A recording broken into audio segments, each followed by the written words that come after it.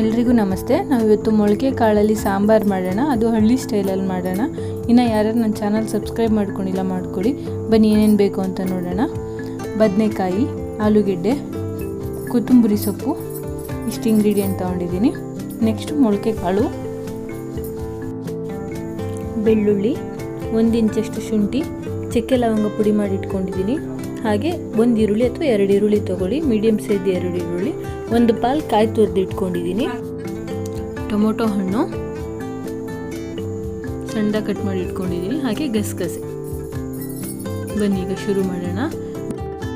First ನಾವೀಗ ಈರುಳ್ಳಿ ಮಸಾಲೆ ರುಬ್ಕೊಬಿಡೋಣ. ಆಮೇಲೆ ಕಾಯಿ ಮಸಾಲೆ ರುಬ್ಕೊಳ್ಳೋಣ. ನಮ್ಮ ಕಡೆ ಇದನ್ನು ಅರಿಶಿನ ಈರುಳ್ಳಿ ಅಂತ ಕರಿತೀವಿ. ಈರುಳ್ಳಿ ಹಾಕೋತಾ ಇದ್ದೀನಿ. ಈರುಳ್ಳಿಯೆಲ್ಲ ಮೀಡಿಯಮ್ ಸೈಜ್ ಕಟ್ ಮಾಡಿ ಇಟ್ಕೊಂಡಿದ್ದೆ, ಹಾಗಾಗಿ ಈರುಳ್ಳಿ ಹಾಕೋತಾ ಇದ್ದೀನಿ. ಶುಂಠಿ ಮತ್ತು ಬೆಳ್ಳುಳ್ಳಿ, ಹಾಗೆ ಚಕ್ಕೆ ಲವಂಗ ಪುಡಿ ಮಾಡಿ ಇಟ್ಕೊಂಡಿದ್ವಲ್ಲ ಅದನ್ನು ಹಾಕೋತಾ ಇದ್ದೀನಿ. ಚಕ್ಕೆ ಮತ್ತು ಲವಂಗ, ಚಕ್ಕೆ ಮತ್ತು ಲವಂಗನ ಕುಟ್ಟಿ ಪುಡಿ ಮಾಡಿ ಇಟ್ಕೊಂಡಿದ್ದೆ, ಅದನ್ನು ಹಾಕೋತಾ ಇದ್ದೀನಿ. ನೆಕ್ಸ್ಟು ಕೊತ್ತಂಬರಿ ಸೊಪ್ಪು ಮತ್ತು ಪುದೀನ ಸೊಪ್ಪು ಹಾಕೋತಾ ಇದ್ದೀನಿ. ಹಾಗೆ ಇದಕ್ಕೆ 1 ಚಿಟಿಕೆ ಅರಿಶಿನ ಕೂಡ ಹಾಕೊಳ್ಳೋಣ. ನಾವು 1 ಚಿಟಿಕೆ ಅರಿಶಿನ ಹಾಕೋತಾ ಇದ್ದೀನಿ, ಅಡುಗೆ ಅರಿಶಿನ. ಬನ್ನಿ ಈಗ ಅಷ್ಟರಲ್ಲಿ ನಾವು ಒಲೆ ಮೇಲೆ ಕಾಳು ಒಗ್ಗರಣೆಗೆ ಹಾಕೊಳ್ಳೋಣ. ಮಿಕ್ಸಿ ಆಗೋಷ್ಟರಲ್ಲಿ ಕಾಳು ಒಗ್ಗರಣೆ ಆಗಲಿ ಅನ್ನೋ ಕಾರಣಕ್ಕೆ ಸಾಸಿವೆ ಹಾಕೋತಾ ಇದ್ದೀನಿ. ಎಣ್ಣೆ ಹಾಕಿದ್ದೆ, ಸಾಸಿವೆ ಹಾಕೋತಾ ಇದ್ದೀನಿ. ಹಾಗೆ ಕಾಳು ಹಾಕ್ತಿದ್ದೀನಿ. ಎಣ್ಣೆ ಕಾದಿದೆ, ಅದಕ್ಕೆ ಎಣ್ಣೆ ಕಾಯಿಸಿ ಕಾಳು ಹಾಕೋತಾ ಇದ್ದೀನಿ. ಮೊಳಕೆ ಕಾಳು ನೀಟಾಗಿ ತೊಳೆದಿಟ್ಟಿರೋಂಥದ್ದು ಕಾಳು ಹಾಕೊಳ್ಳೋಣ. ಅದನ್ನ ಒಂದು ಸ್ವಲ್ಪ ಬಾಡಿಸ್ಕೊಳ್ಳೋಣ.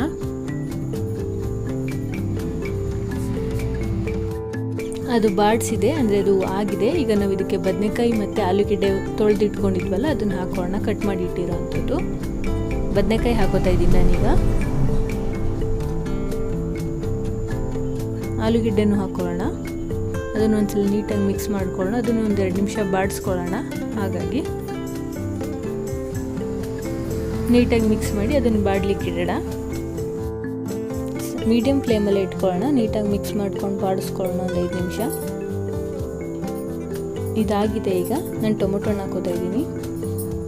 ಮೀಡಿಯಮ್ ಸೈಜಿಗೆ ಕಟ್ ಮಾಡಿಟ್ಟಿದ್ದೆ ಟೊಮೊಟೊ ಹಣ್ಣು, ಅದನ್ನು 1-2 ನಿಮಿಷ ಮಿಕ್ಸ್ ಮಾಡ್ಕೊಳ್ಳುವ.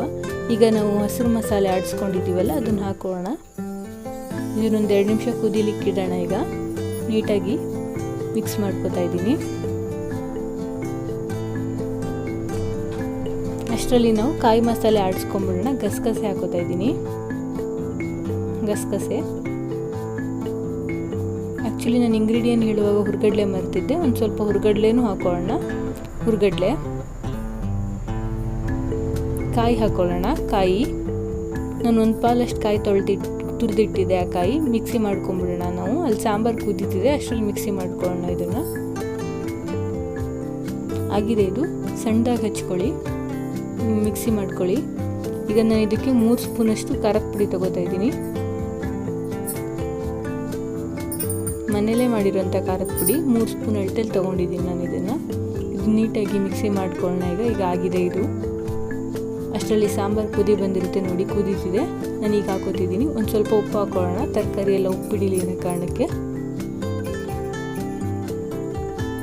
ಉಪ್ಪೆಲ್ಲ ಹಾಕ್ಕೊಂಡು ನೀಟಾಗಿ ಮಿಕ್ಸ್ ಮಾಡಿ ನಾವೀಗ ಆಡಿಸಿ ಇಟ್ಟಿದ್ವಲ್ಲ ಆ ಮಸಾಲೆ ಹಾಕೊಳ್ಳೋಣ.